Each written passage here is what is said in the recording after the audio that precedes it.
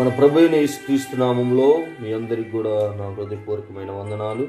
ఈరోజు మంచి మాటగా మత్తయి సువార్త 5వ అధ్యాయము 10వ వచనంలో నీతి నిమిత్తం ఉంచింపబడి వారు ధన్యులు, పరలోక రాజ్యం వారిదే అని యేసుక్రీస్తు ప్రభులు వారు కొండ మీద ప్రసంగంలో తన ప్రజలకు తెలియజేస్తున్న మాట. ఈ లోకంలో కూడా మనం జీవిస్తూ ఉన్నాం. యేసుక్రీస్తుని నమ్ముకొని ఆయనే నా దేవుడని, ఆయనే నా రక్షకుడని విశ్వసిస్తూ ఉన్నాం. అయితే ఈ లోకంలో యేసుక్రీస్తుని నమ్మిన ప్రతి ఒక్కరికి కూడా అనేకమైన హింసలకు గురవుతూ ఉన్నాం, బాధలకు గురవుతూ ఉన్నాం, అవమానాలకు గురవుతూ ఉన్నాం. నో ప్రాబ్లం, అలాంటి వారిదే పరలోక రాజ్యం అని యేసుక్రీస్తు ప్రభులు వారు తెలియజేస్తూ ఉన్నారు. ఆ హింసలు, ఆ బాధలు కుటుంబం ద్వారా వస్తూ ఉన్నాయి, సమాజం ద్వారా వస్తూ ఉన్నాయి.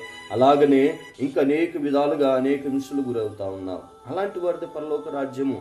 అంటే హింసలు రావాలని కాదు, కానీ వస్తే ఒకవేళ సహించాలి. యేసుక్రీస్తు అలాంటి వారికి పరలోక రాజ్యం